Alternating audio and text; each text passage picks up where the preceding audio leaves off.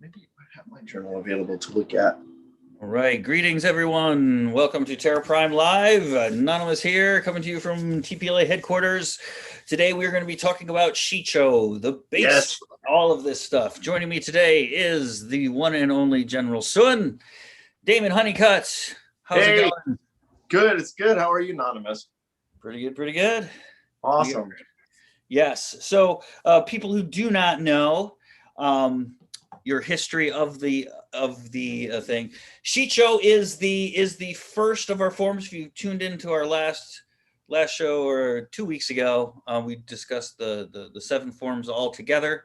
The first of that is Shii-Cho in canon and stuff. It's considered to be the first, most historical. It's going back. We're going to talk about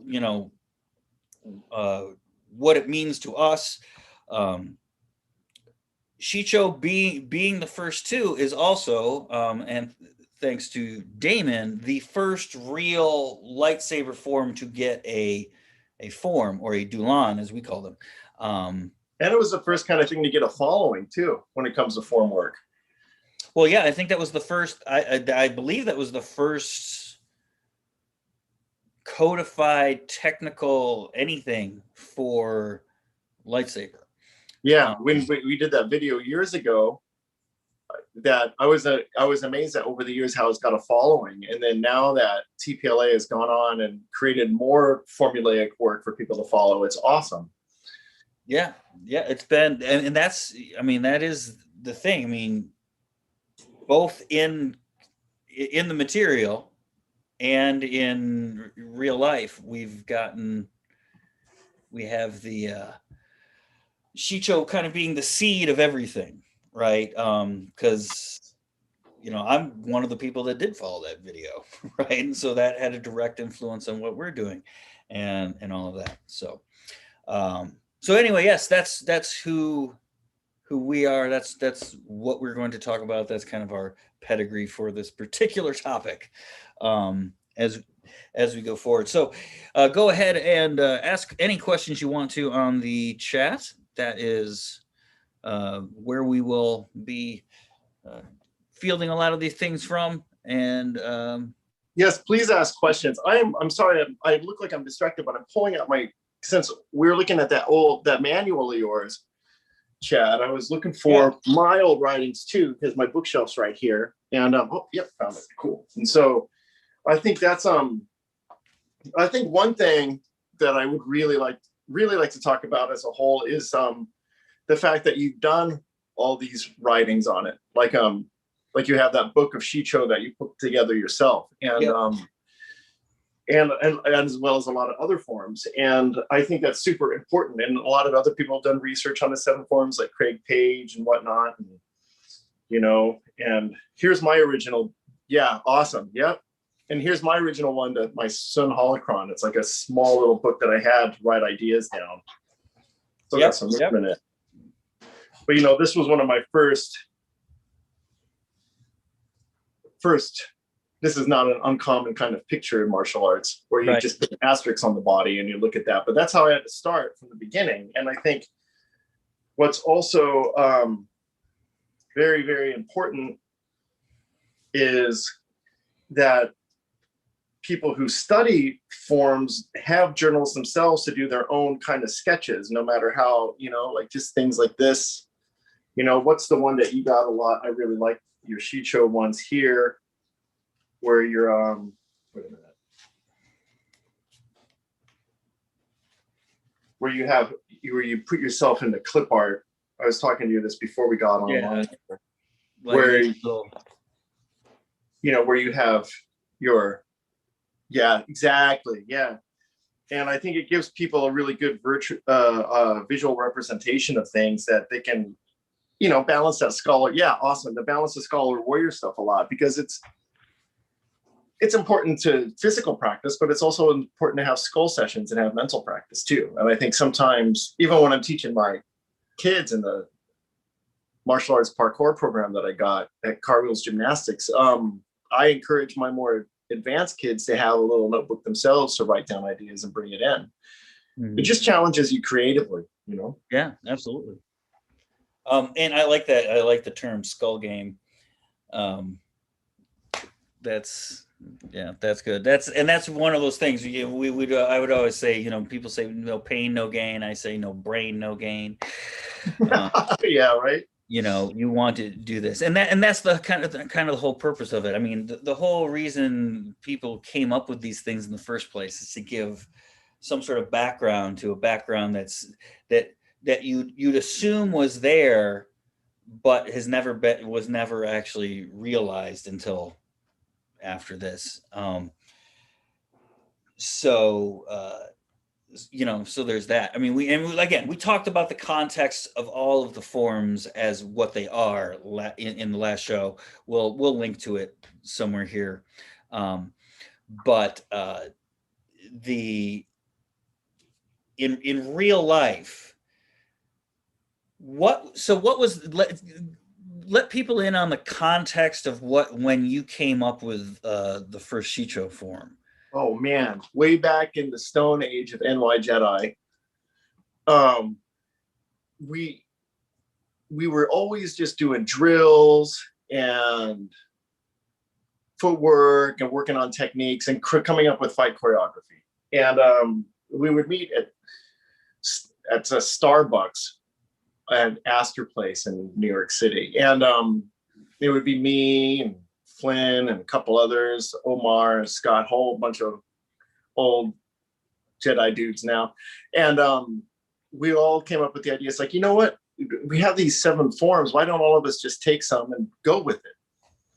So I decided to take Shii-Cho because I felt like I wasn't the most flashiest of them, and I wasn't the best dual wielder at the time. So I'm like, you know what? I'm going to do the basic form. And so then I went home in my apartment and I came up and I just basically did arrows. I don't know if I even have it in here. And I wanted to give them something simple that I wanted to give the students something simple that they could practice if they knew nothing, but something also like an uncarved block of wood in a Taoist, thinking that the advanced practitioner could go back and keep refining basic skills. And so it was a lot of and it just came down to very, very simple, controlled movements that anyone could access. And I think that was my first mission with it. And it was a great success with that group of people, as it is ongoing. My inspiration was just basically to make a gateway. I wanted to make a gateway, going back and thinking about it now, it's like I wanted to make a gateway from I wanted to give students a basic vocabulary. So if they got stuck in because when you're doing creative choreography, you oftentimes repeat yourself. Yeah. And so that's why I have things really equilateral. So they got, especially in the first line, so they got used to really coming from both sides rather than always having one arm out, or, you get those students that you attack them over the head and they always keep blocking with the same arm. It's like, you got 2 arms. Mm-hmm. Yeah. And so I wanted to get the students used to equal sides. That's why that first line is very, very that way. The second line and third line are a little bit more, not symmetrical. But yeah, it was my inspiration to just give them a tool so they could take it and do what they wanted with it. I was never really attached to it as a set thing. I wanted them to take these movements and go. Yes. But that's kind of like my nature anyway. So that's how I like it to do it. Right. And that is kind of the nature of forms in Chinese martial art as well. Just very, very similar to my approach to things is just, here are the basic stuff, right? Here's the absolute fundamentals of fighting with a weapon, right? Your basic footwork, your basic guards, your basic, just to give you these general ideas. I don't remember where I got this idea, but in somewhere in my training, one of my teachers said to me that any good system or good system of self-defense or whatever should give you some ability to defend yourself within about 6 months of you practicing it. You shouldn't be a master. You shouldn't, but it should impart to you some manner of skill that you could, go forward from that point. I think that's a kind of a interesting rule of thumb, because it's like, I notice that when I'm teaching my kids about anywhere between 3 to 6 months, they start viewing landscapes differently and climbing on things differently. It's like you can see it's not only just a mental change, but an embodiment change about how they do stuff. Yeah, I think that's right on. Yeah. So like when we're talking about Shii-Cho, and I say this, and I'll go into this more later, and just what you said too. You don't stop with Shii-Cho. You're supposed to go. It's supposed to expand out, and this is something I always say to people. Um, if you've ever taken a workshop with me or something like this, you probably had me say this to people. And I'll say, okay, so there's one of our systems that contains all of these skills, everything that you need. Which one is it? Right? People say, oh, form 5, form whatever. It's like, no, it's Shii-Cho. Like in Shii-Cho, you have the basics to do everything from your spinning to your jumps to your spins to all of these like really fancy stuff is all built on a scaffolding of bare nose basics. I had a gymnast who would come take Tai Chi for me a long time back, and we were always jealous of her for being able to do these flips and aerials and everything like that. She goes, "Yeah, I can do all the really fancy stuff, but I can't just push somebody." Right? I know, it's amazing. It's like Pushing that. is beyond me. What's going on? Some video of like a bodybuilder jumping on a trampoline next to a gymnast, and it's just like, wow, how you train your body. Mm-hmm. It's just like, sure, this guy probably couldn't lift a car with his biceps or something, but yeah, I mean, it's true. It's like you have all these moves and they're cool, but it's like paper tiger style. Yeah. Do you know who Eddie Hall is? So nope. Eddie Hall is a strongman competitor. They did a documentary with him in it a while back. He's been on a couple of shows. He's a very, very funny guy. He's very entertaining to watch. He's got a YouTube channel. I recommend everybody watch his YouTube channel. They're really entertaining stuff. But one of the videos that he tends to do is he goes and he does something completely unlikely for a strong man to do. So that's awesome. Yeah. So one day he went and he was going to, okay, this guy's going to try to teach me how to do a backflip. So you get to watch a whole video of him, trying to go through it. And it's a testament to him because he's a very athletic guy from a very young age. So he's very good at learning stuff. So he succeeds a lot of times, but he's huge. He's a monster. I mean, this guy's so big. The funniest ones are when he goes with his, I don't know what the guy's expertise is, but they do a lot of like really insane obstacle courses. And he'll make Eddie like crawl through these tiny pipes and get stuck. That sounds great. Yes, but I digress. I think it's a good point of one thing I've learned in my martial career and just in life in general is what you show up with what you have. Yeah, you might have, and I think it's important to have conversations and dialogues and matches with people that are very different. You learn so much. Yeah. And so when we're talking about these things, we of course we mentioned footwork. We mentioned these basic ideas, right? And those are easy enough, I think, for people to understand. Like, okay, I need to know how to be able to do this. I need to know how to be able to do this.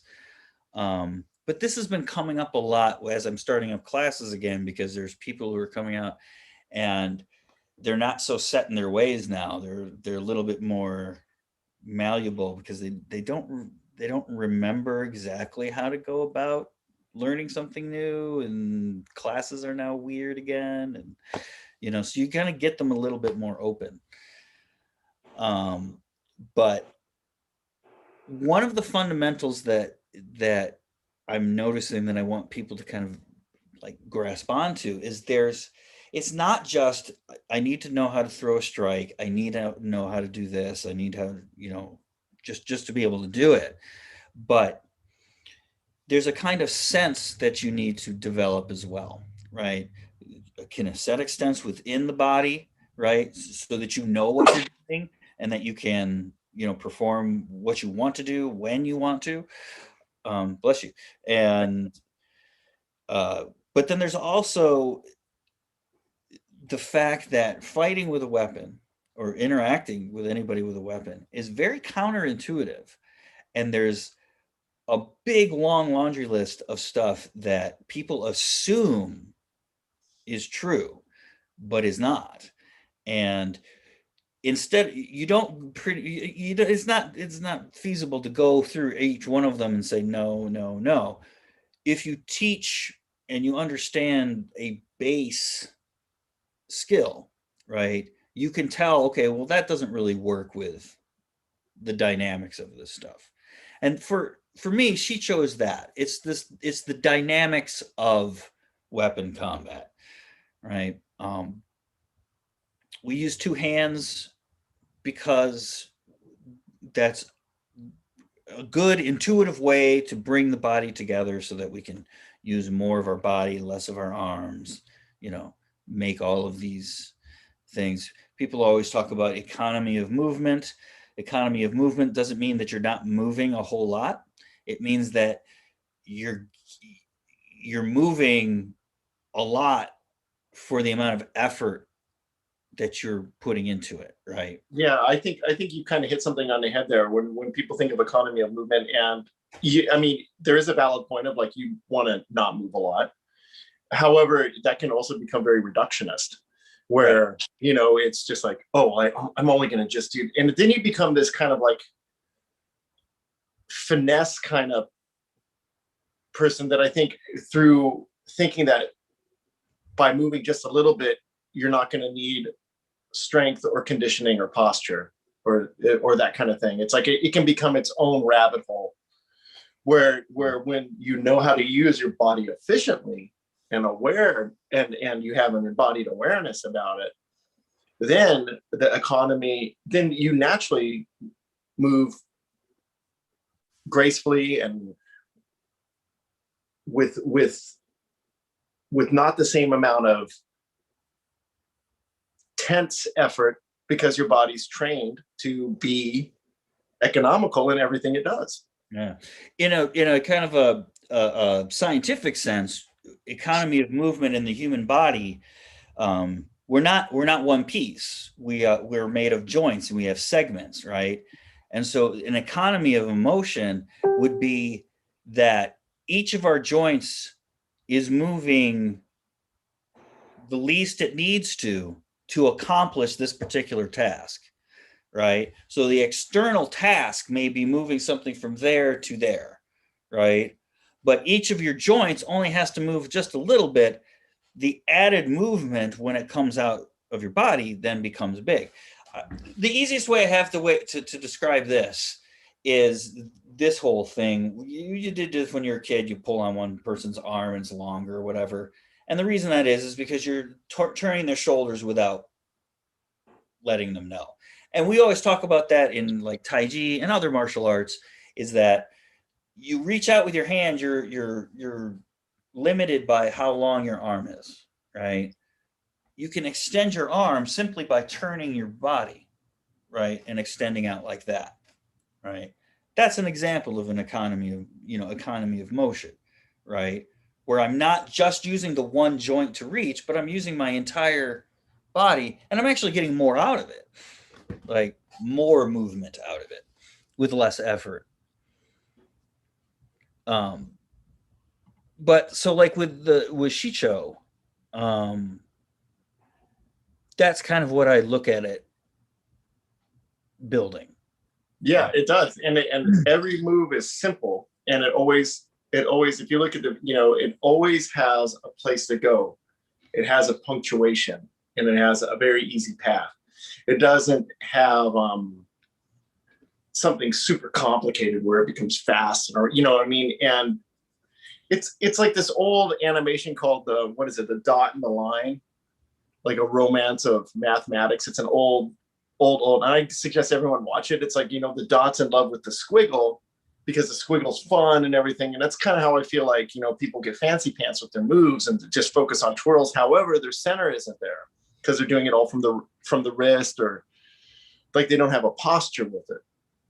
Right. And then once you train that line, then you can make all these other shapes. You can make a cube, you know, but you have to train to draw that line. And Shii-Cho is perfect for that. Yeah. Yeah. There's, like I said, there's the kinesthetic sense, learning where your body is in relation to itself, to where you're, you know, how low you're going, how wide you're going, how far your reach is, right? All of these things. And all of these things translate, you know, right into one-handed. For whatever. And it's the same reason that I think we start with two hands with the lightsaber, in the same way that we start with a stick usually in Chinese martial arts weapons, right? You start with a staff because a staff can be any weapon, right? And I also think with two hands, it creates that triangle. Like when I'm teaching my kids, it's like triangle, long, short, triangle, long, short. And that's just variations on that triangle. And what it does is it gets them focused to where they need to go, whether they're going to do a technique or whether they're just going to run across the room. It gets everything in a shape.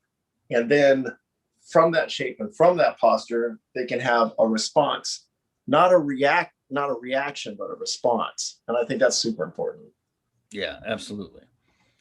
We got some questions. We got a question here. Let's see.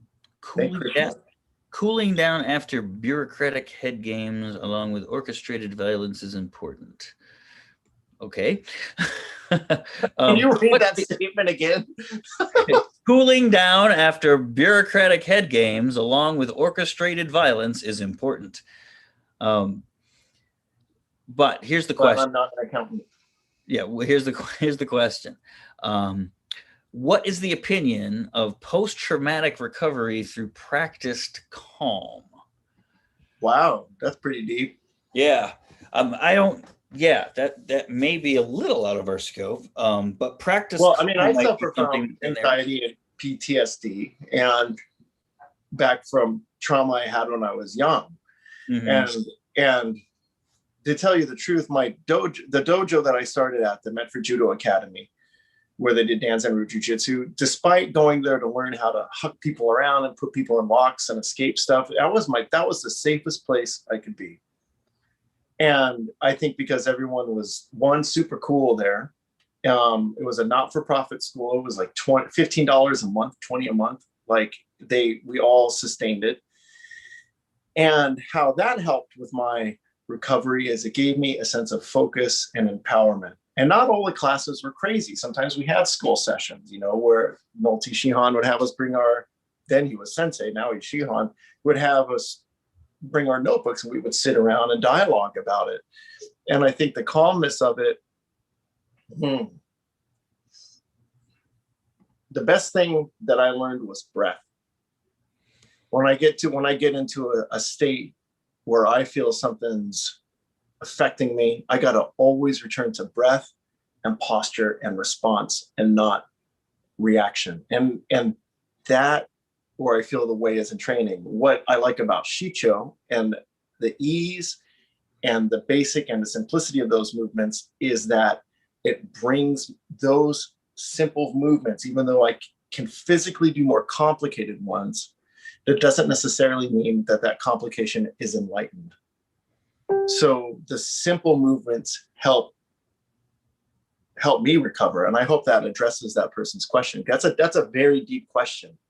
And it's nice to have a question like that on forum like this. And thank you for asking it. And I hope my response helped you. Yes. So I would say, you know, practice calm is an interesting thing that I think is associated with the martial arts a lot. It tends to be part of martial arts training, I think, for obvious reasons. right? Being in a fight is a stressful thing.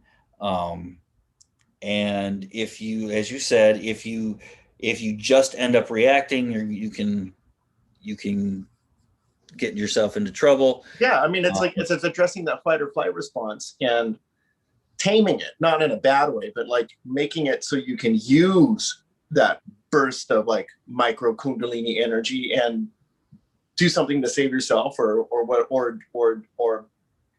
and that could be just standing still. Mm-hmm. Yeah, no, absolutely. And that's the thing.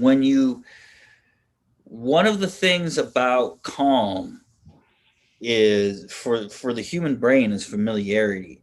So one of these things about, and everybody's had this experience when they're a kid, they're afraid of something so much before they experience it, and they work themselves up about this thing. When they finally experience it, it's not that bad. Sometimes it becomes their favorite thing. That was the throw, Makikomi and Ukiyotoshi for me. I hated those throws. I hated sacrifice throws when it's like Tomoe-nage, where you go under, like you have to sacrifice your own ground to really huck that person. But then as I got through it, they became my best throws. And now I love them because they're unexpected, and there's an aspect of commitment and surrender you have when you do those techniques. Mm-hmm. And so you're absolutely right. It's like that was my technique wise, those were I was deathly afraid of those, but I had to do them. I had to go through the list. Yeah. And then, we talk about people, people give me the, come to me a lot of times. And this is, well, I mean, I don't want to put it out there. Like, this is the limitation in being completely self-taught, even though being completely self-taught nowadays, you have a lot more resources available to you as far as YouTube and people's opinions and stuff like that goes. But the reason we here kind of like, we've had a lot of people over the years, talk about this, about starting up classes and stuff. And this is why we have our training program and all that, because unless there's a certain amount of experience that you have to have with this kind of stuff. That's not, like we said, it's not intuitive. It's not going to occur to you unless somebody else whose experience is going to go, hey, you know what? You better watch out for this. Right. And that's what teachers really do for us, right? Is they let us know, a good teacher, let us know what the pitfalls are ahead. Right. Yeah. I mean, even though, there's I think the idea of being self-taught is cool. However, even though one might consider themselves self-taught, I would hope that that person had a relationship with people in their community or mentors along the way. And even though people say like, oh, I'm self-taught at this, I know that you cannot be in a cave. That's right. That's myth. Someone who's, there's a lot of what I have that is self-taught in the sense that it's discovered through practice. But is that really self-taught, or is that just experience in the way? And I have friends like yourself, like Daniel, Ben, my old teachers I still keep in contact with, that are all mentors that I have conversations with. And it's not like they're telling me at my age and my experience the pitfalls. I think we discuss where our lessons are, like how we're discussing concepts now. And that's a huge part of continued self-education. But to like show up with no experience, put something in your hand and say like, I'm going to teach yourself. Well, then, you're probably going to run into some problems and then want someone to help you out. Yeah. Or like most people who run down that road too quick is you'll hit the first stumbling block and then give up. Right. Don't underestimate my power. Yeah. Like the road, the road of training is littered with these people, that got it up to a certain point and then just couldn't go past that, and especially if they're athletically gifted. Like, yeah, I always consider myself kind of like the runt of the dojo. I don't know how my old friends would view that, but I never really, because I had so much anxiety learning things. I never thought of myself as being incredibly skillful back in the day. But I had a passion and a love for it. And I think the grit of persistence is super important. And so if you get people who are highly athletic or they're super visual learners and they can pick up the shape of it and the motion of it, they can oftentimes have an illusion of, or a delusion that they know more than they do. And they might technically look good and might be able to pull some things off. However, there's always going to be a threshold. And if you give up on the first pebble on the road, yeah, hard work over time, man. Yes, exactly. So we have a couple of more questions here I wanted to get to. Rad. We've got one from, why don't I leave that one for a minute, about body type. And let's go to, we got something here on Facebook, which is, what is the difference between reaction and response? That's a good question. Yes. Do you want to start first? Yeah, I can do it. For me, reaction is where you don't know what you're doing in response to something, right?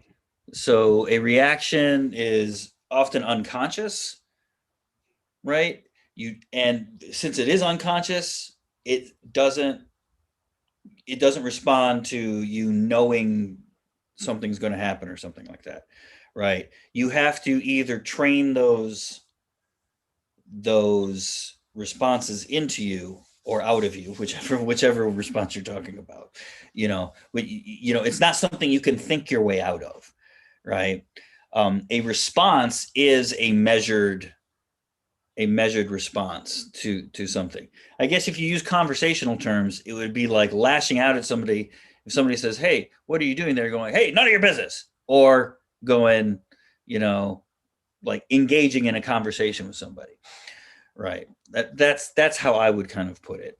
I think you kind of hit a lot. I think that makes a lot of sense. There's also I think 3 answers to this. You can have a conventional response, which would be like, reaction is thoughtless and response is thoughtful. And and oftentimes I think when everybody reacts, a response becomes a healthy reaction when it's trained. So a response can be a reaction after you've embodied it. But how I think about a reaction in this term, and I hope this addresses this person's question, is that I have no consciousness behind my words, emotion, or physical thing that happens. If I get into, if it's like, okay, so when it's been the last week before summer and the kids are jumping into this foam pit. And I'm teaching this, they're like 4 or 5 years old. And I kind of walk and out of the corner of my eye, see a kid jump and he's going to land on this other kid. My reaction is to grab him and I basically break fall with him into the foam pit to save both kids so they don't hit each other. Now that's a reaction, but it is ingrained because of my training. So it's a conscious reaction that is responsive. So it sounds like a paradox, but it's not. Yeah, they're not necessarily mutually exclusive. A response can be a reaction can be a response, and it really depends on the context in which you're talking about. Shii-Cho is in both, I think both of our minds, is there to train and forge these reactions and responses to give you the greatest, path forward in, And sometimes the response is to do nothing. Like when I'm working at the supermarket and you get some unruly customer that just is having a bad day. One thing I really like about where I work is I can hand out flowers whenever I want. So sometimes when they're having a really bad day or they're getting angry, I just go get some flowers, and that's my response. But also it can be very reactive. And so sometimes I just have to be still and realize that it's not me, it's something in them. And that's something that has to be trained. I feel like trans conventional reactions are responses that have been trained to become unconscious yet mindful in the body. Yeah. It's really that's a really good question, and and vocabulary around it is difficult to find. But I'm really glad that that person asked that, and I hope that helps them. Yeah, I mean, you could go. Yeah, that is I mean, it's a rabbit hole, that one. Yeah, because you're dealing with definitions which sometimes overlap and sometimes don't, right? Right. In some contexts, your reaction is either a response or a non-response. Both of those are a reaction. In some I think one thing that's important when looking at things like that is not to have the law of the excluded middle, where you have this and you have that. Right. Everything.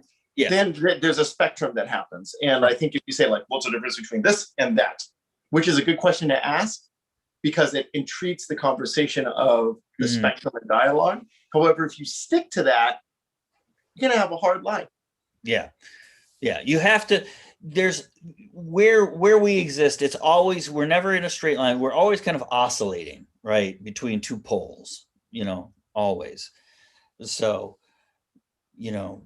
that's what you get. The important thing here too is when you're beginning any of this stuff, the temptation is, and I can't tell you how many times I've heard this. Beginners are often more dangerous than experts because they're completely unpredictable. And it's just like, well, they can be, right? But if you have somebody who knows what they're doing and they don't let their guard down because somebody's a beginner, usually the person with more experience comes out on top. The whole point of us saying, this, that, and the other is so that we don't get complacent in our abilities, in our, going up against another opponent, going up against ourselves, something like that. We're not going to take anything for granted. And also with that beginner thing, it's also because people with experience, when they're working with beginners, don't want to be cruel. Right. I mean, if every person I taught, I unleashed the full aspects of my ability upon them, martially and intellectually, I would have no students and no friends. Yeah. And it's just like, yeah, beginners are dangerous, but also we're allowing them to be. Right. Because it's like, you got me, great. It's because I'm not in the mood to kill you right now. It's like that's a catch-22. I agree with it. However, there's parameters that surround that statement, which I think people forget. Right. Yeah. I mean, you look at coaching fencing equipment and it's got like pads all over a hood. And everything like that. Why is that? Because coaches get hit more than players. That's it's like spotting a backflip. It's like, oh, I got it. Okay, you spot them and their leg goes wide and he kick you in the face. Right. Like, thanks a lot. I guess that beginner is dangerous. So we want to be clear about that. Yes. So and that's the thing. ShiiCho. I'm gonna grab some water, Chad. You go ahead. So ShiiCho is simple. To the point. You've got, just a handful of footwork things, a handful of blade work things that it's all there to kind of teach you, the ins and outs of where your body is, what's going to happen when you start moving in scenarios and stuff like that, where you have an uncooperative element in that. Not just uncooperative, but like, actually trying to disrupt what you're doing, something that's actually trying to be disruptive, which is what another opponent is. Now, we always talking about an opponent here because the only context that we will ever really use any of these, other than, whatever, is probably in some sort of duel sporting kind of arena thing. So we're going to assume that. What I kind of based at least a lot of the stuff that that I put together was coming from another type of training, which is meant to give people, a little bit of skill very, very quickly, which is military training. Right. So most of the stuff is from military drills and that kind of thing. Back when people used cold weapons. But that's an interesting aspect of it, because that stuff is boiled down to the very, very, very, very basics. They teach you zero frills, because it's all about, we're not going to give you anything that's going to confuse you out there in some sort of conflict. Sounds like we're getting some good questions. Let's see what we got here. And another thing with the beginners, when I'm teaching the kids and they hit me in the head with a fun noodle or whatever, or we're playing or we're having a part in our class where we're playing freeze tag with fun noodles, where they're really kind of learning swordplay, but in a fun way, and they get me, I celebrate it, because it tells me that they're having the confidence to engage their teacher. And it's also, I feel like if the expert can't celebrate the idea of the beginner being able to do a technique on them, then there's something with the ego that needs to be put in check. Oh, sure. Because the expert should be completely fine with that. Yeah. And that's the other thing too, master, this, that, and the other. You don't hear us using that term too much around us. Master's always been something that somebody else calls you, or whatever. So, but in the Star Wars universe, it's kind of like Mister. So we'll see. Yeah. we'll let it slide. All right, let's get to this other. We got Ben coming in here. Cool. Let's get, we've got another question on the live chat here. Hey, Ben. Long time no see, man. Good to see you. Good to see you too. All right. So we got a question here, which is from Aries Storm.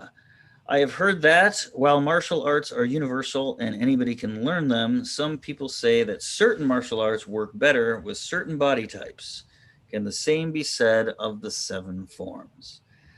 Okay, so this is a hornet's nest of subtlety, detail, innuendo, and equivocation. It really depends on how you define these words. And all that. So are there going to be certain martial arts or systems that are better for one body type or the other? Maybe. Will that be because of how they train? Is it kind of who trains it? Like, it's traditionally done by these types of people? Is it a sport where this particular sport is very regulated and there's a specific type of person who is good at that? So there's all kinds of questions that get brought up with that one question. As far as the 7 forms go, the way the 7 forms are at least set up in our system here, and this will differ from other people's, is it's progressive, right? So perhaps somebody is going to have a more difficult time at one point than another person, but everybody has to have some familiarity with these skills, right? We'll get more into this part about it specifically with a Taru, because that's one where that has a big effect. But with Shii-Cho, we say that everything goes forward, right? Everything that you do, these simple movements that you're doing learning to turn your waist, learning to separate your upper and lower body, learning to keep your weight in your legs, learning to push off your back foot, learning to, you know, all of these seemingly ridiculously simple things are all of the skills that you need that you put together to do fancier stuff. Whether it be fancier stuff in a combat setting, whether it be, you know, tumbling or something like that. We all, I think we probably all represent, at least in parts of our lives, some this company right here seems to be a pretty good scale or progression of acrobatic skill, right? Yeah, and I think it's also how you view limitation. Right. So Taru is an excellent example because, you know, like when I was, you know, I'm 3 years to 50 now. I know I don't look it, but, you know. Mm-hmm. And so, you know, I used to, when I was young, I loved butterfly kicks, jump kicks, all that, you know, and I can throw one every once in a while. It definitely doesn't feel like it did in my youth. However, it's body type and age are something really to address. And I know one thing, I'm going to have a damn good horse stance till I'm in my 90s. Right. And if I didn't have that damn good horse stance, there's no way I would have been able to throw those butterfly kicks I did in my youth. So body type, yeah. So what is acrobatics? What is that kind of dexterity and agility? Is it the ability to fly in the air with kicks, or is it the ability to respond to an environment with the technique that you have? And so hopefully you have a good mentor that can recognize the difference rather than just trying to put you into a form. Yep. But even with different body types, each body type may have a different strategy toward these things, but these things are pretty constant through, like everything we've been talking about here with Shii-Cho, right? Whether you're short, tall, skinny, thin, you know, skinny, fat, you know, whatever.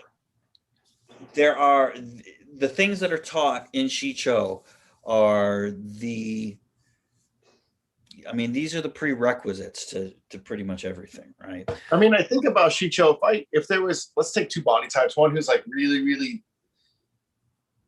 dexterous and fast, like elvish style, right? Like really, and their Shii-Cho might have a lot of speed in it. Or you take someone who's really solid and thick built, their Shii-Cho, you might see like, wow, when you connect sabers with that person's really going to wedge into you. All those principles exist in that basic form. It's just finding how you can use your own body and what you want to do with your body with that. It's same thing with like kicks. It's like, you know, I got a good side kick, but I don't really have a long neck femur bone. So I'm not kicking the sky. Mm-hmm. Right. You know, and so, you know, I look at some of these Taekwondo cats or Muay Thai cats, and they got these crazy kicks. And it's like, well, is that a genetic thing? Because they have a long neck femur bone, and I'm not going to go that. I mean, I can reasonably do the splits. However, when I kick, it just doesn't stay there. And so there's certain things you got to accept about what you can and can't do. And once you do that, then you realize how to progress. That's just my personal opinion anyways. That's true. Ben, you got any thoughts? You know, there are a lot of ways to think of these systems. And in TPLA, I think our main way of thinking about the system, imagining it, is through the dulon, right? You know, we put a lot of effort into learning dulon, or, you know, kata or taolu if you're coming from an outside martial art. And so it kind of, you know, defines the mental image of the form. And, you know, in my background in Southern Kung Fu, we treated our taolu, our dulon, we treated them as dictionaries, right? And not everybody is going to use every word in the dictionary every day. That's a great way to put it. That's awesome. Right?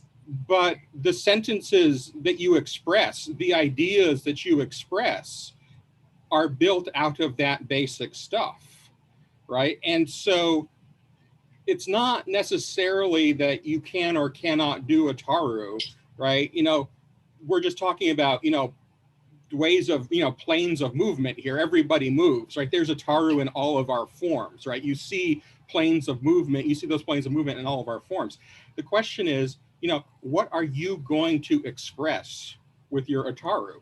And that comes down to questions about, well, what is advantageous for you to do in this situation? And of course, that has to do with your body type and your goals, right?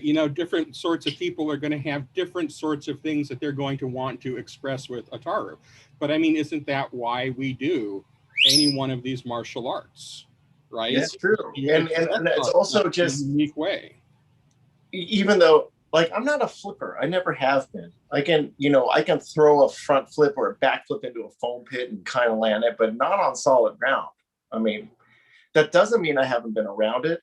And it doesn't mean I have the inability to coach it, because I've been through the rigors of trying to learn it. And with the circus school and around the gymnasts, and some kids are going to have a natural inclination to get that, and I can see and fine tune it. And there's part of going through the forms, body type or not, that gets you in connection with being able to, when you find someone who can do that form really well, even though you yourself, it's like me with the monkey staff.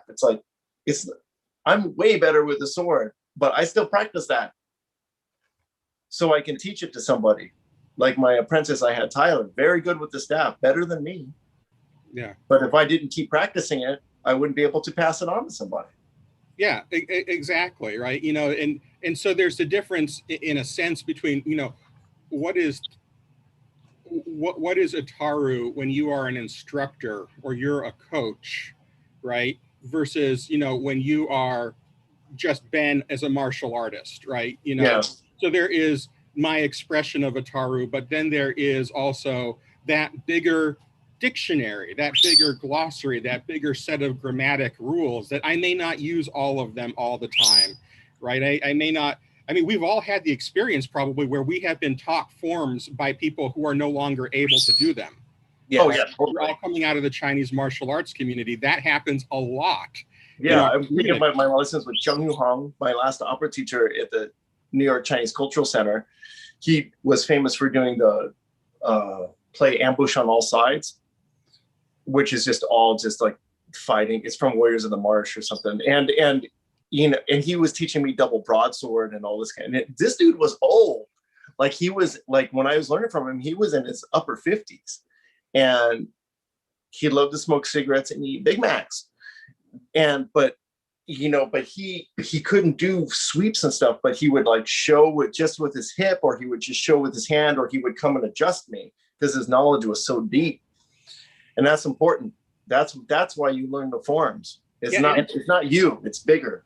And I think the important thing here is, because we are talking about Shii-Cho, right?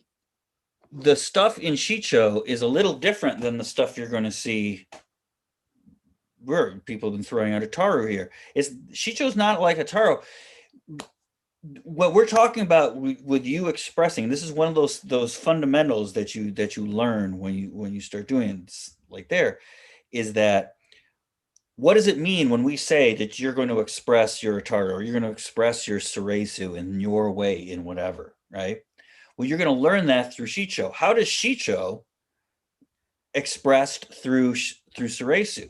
How is Shii-Cho expressed through Ataru? How is Ataru expressed through Shii-Cho, and vice versa? And then you can see these relationships, the way that movement and strategy and body type, all that stuff intersects, right? Because there's no easy answer to this, because we're talking about multiple variables that are all intersecting in kind of myriads of ways, almost unpredictably.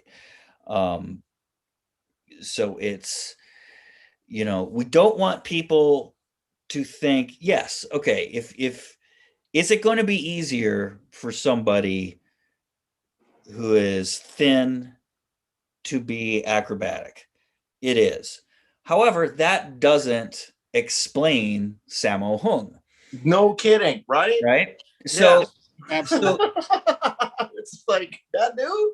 Yeah. So there's a truth kind of to it, but you can't just assume that this truth is all there is to that particular thing. Another good example of this is the whole debate over blood grooves on sword, right? Everybody calls it a blood groove. Then people started figuring out it wasn't a blood groove. It was, it was a fuller that's meant to lighten the blade, strengthen it, and all that kind of stuff. But then it started to go a little bit further to where people were forgetting that blade geometry has a very large effect on the performance of a sword, right? And that there are many fullers and blade things that are done to a sword to provide it good performance in whatever it's meant for. Now, yes, it doesn't literally let the blood out so you can pull it out or anything like that. But the fact is that it's based on this little kernel of truth, right? Which is that blade geometry has a very large effect on how well you can cut through an object.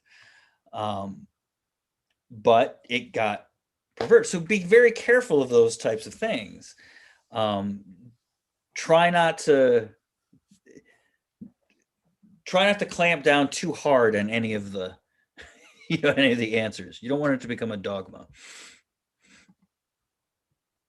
Do we have any more questions, do you think? Let's see. I love questions. So capitalize on your strength, hide your weaknesses, or work to improve your weaknesses.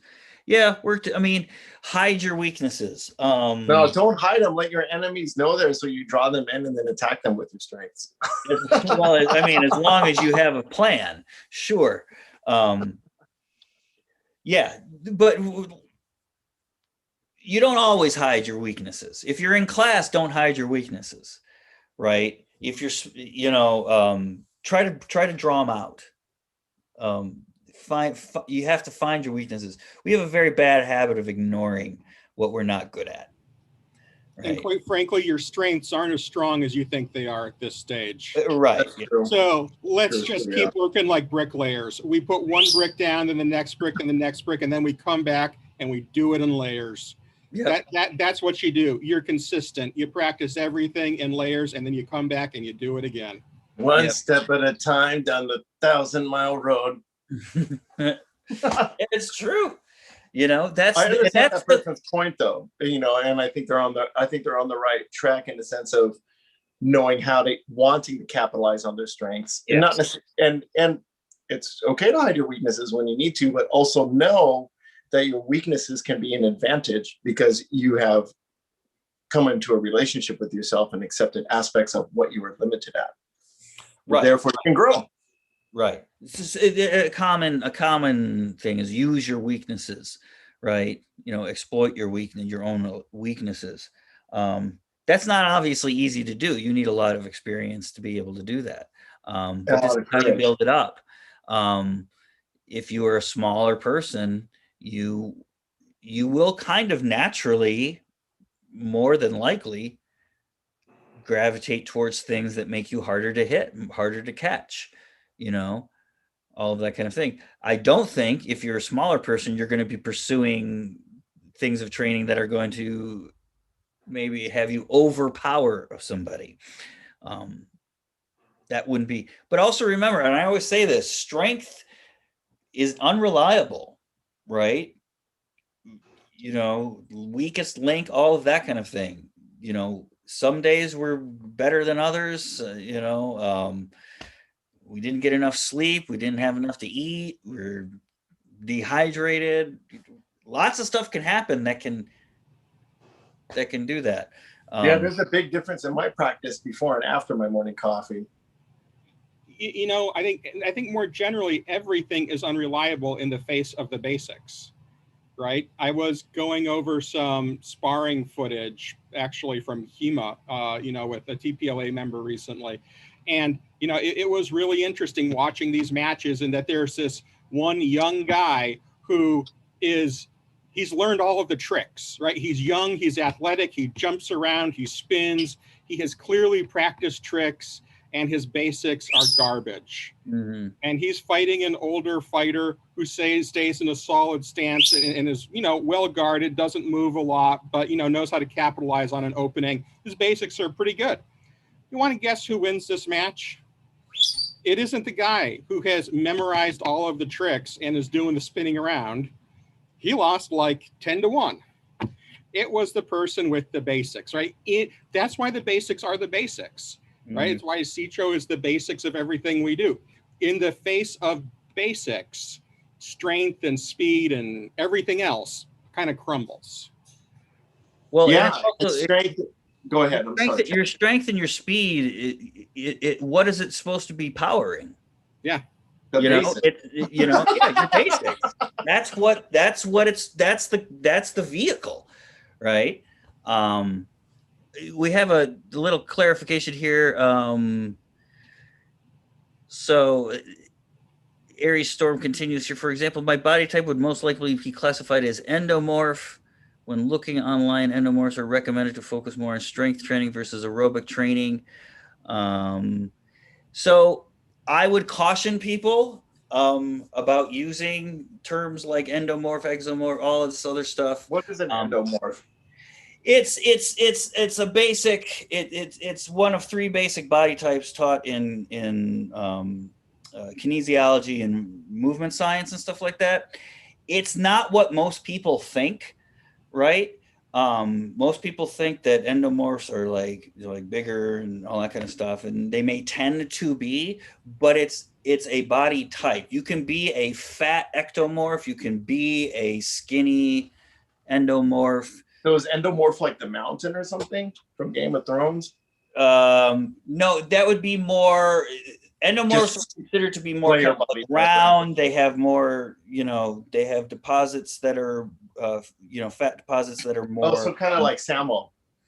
Yeah, probably that. And then a mesomorph is like the triangle guy, right? Ectomorphs are, this. Now, the way we use those body types is we don't use them all that much even.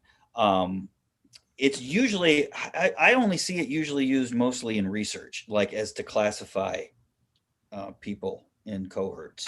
But be careful about like labeling yourself an endomorph or an ectomorph or a mesomorph or anything like that. Because, well, I guess my question to this person is, does this person feel like if they trained strength, they would get strong? Well, that's the thing. That's what I want to go into.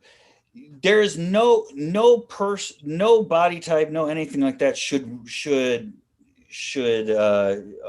omit or avoid basics, even in fitness, like strength.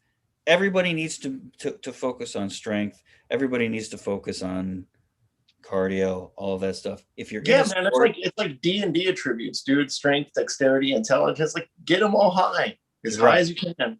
Yeah. Again, your sport and your activity will dictate to you what exact types of those trainings you're going to want to do. All right. Your body type probably isn't going to come into it that much unless you're dealing with an injury. But even then, when we talk about body types, it's almost like there's an idea that these things are static and that's what you are. Yeah. And I don't want to get that thing. So I would caution people to be looking at those body types in that way.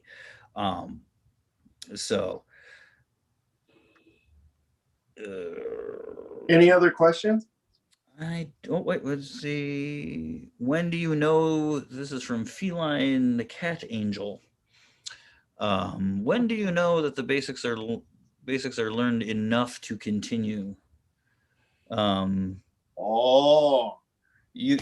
never. They are never. You never stop. You always continue and always return to the basics. Yes. If there's one thing that I practice every day, it's basics. I mean, that's the foundation of your decades house, after the fact. Yeah. But I mean, it's an important question and one to be entertained for sure. Yes. However, you never let go of the basics, even in the most advanced There is no enough. It's not even advanced. It's more. It's just more complication. Right. Right. And you will, as you get better at something, you will learn how much you have yet to improve, especially on your basics. Yes. You know, and to bring this into the TPLA system in particular, to make it just very specific, you know, what I found when I was going through this entire system and I was doing, you know, the path to knighthood and all of that, is in my daily practice, there were basics, which was like basic fitness, basic blade handling skills, and ShiiCho. Those were my basics, right? And then there was whatever advanced thing that I was working on in this path, right? So at one point, I was like doing Suresu accelerations until I threw up because I get horribly dizzy spinning in circles, right? You know, at another point in time, it's learning how to do a falling leaf thing for a Taru, right?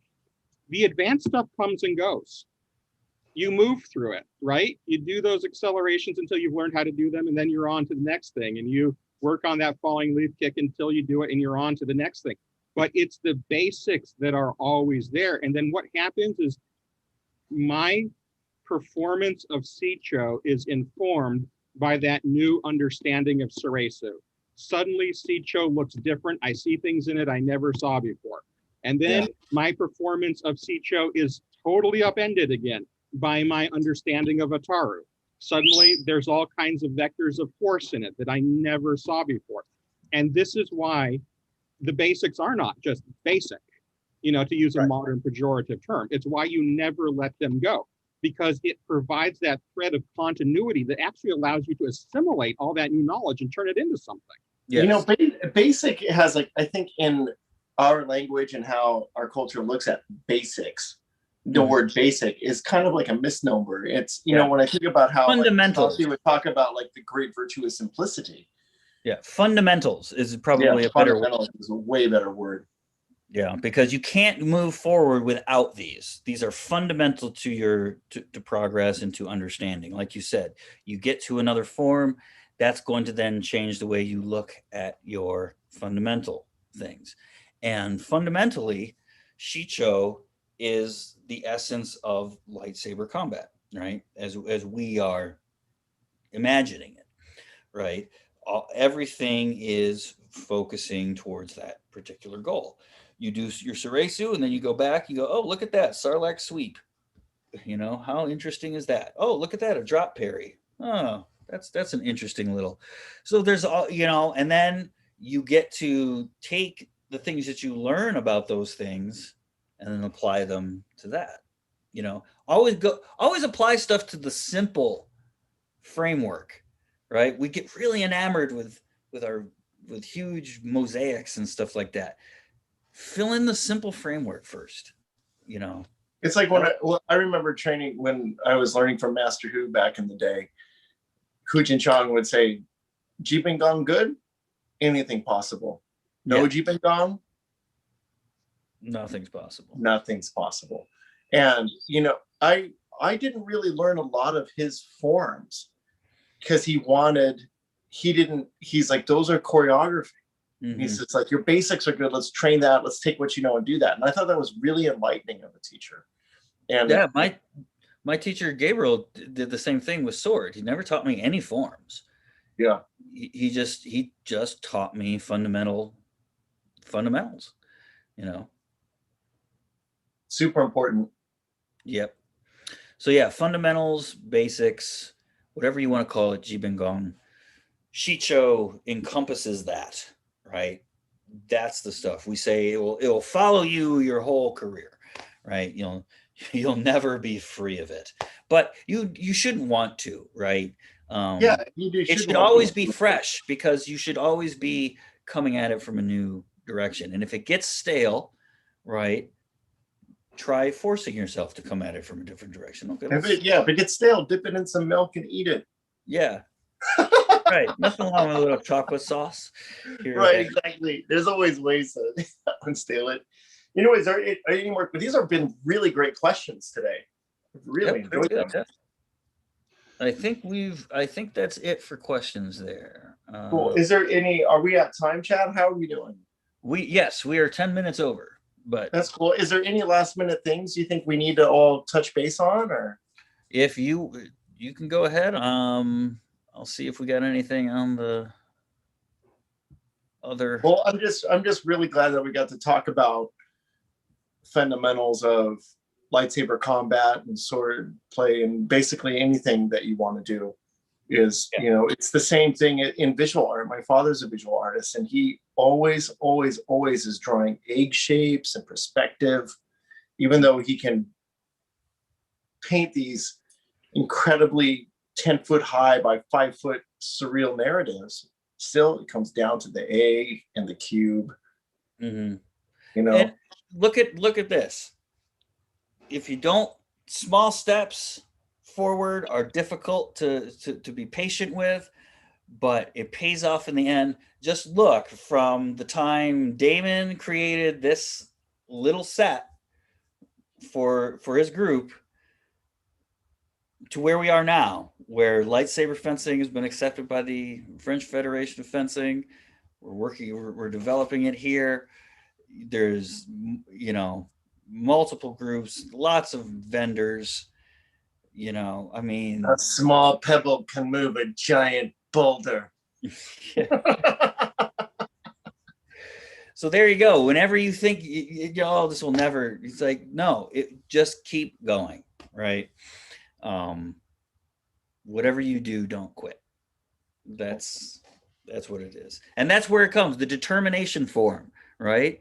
We'll bring it right back around to canon, right? Determination form. You must be determined. You must go through. It will give you that determination. And you Perseverance. Yes. That's the last three of our credo, isn't it? Yep. Perseverance. But that isn't the perseverance form. They give that to another form too. Oh yeah. He chose the determination form. Right. I don't know if that was from the article or if that was from video games or something, but it was from one of them. All right. So I guess we'll call it a day here. So thank you all for showing up for the program. Thank you, Damon and Ben, for coming in and joining in the conversation. Next week is Independence Day here in the US, so I'm not positive what will be happening. We will return with the next form, Form 2, Makashi, in 2 weeks. So we may have a show next week for 4th of July, but we'll make that just kind of a fun thing. And I want to encourage the community, after watching this, and even though you participated today or you look at it later, if you have any questions, just throw them up online, and hopefully we can get back to you. Absolutely. Come on down, visit us at the Learners in Exile on Facebook. You can see our forum. We've got the links down in the description. We'll put up a link to the other form discussion that we had a couple weeks ago if you missed that. Otherwise, thank you all, gentlemen, for showing up. Thank you for tuning in.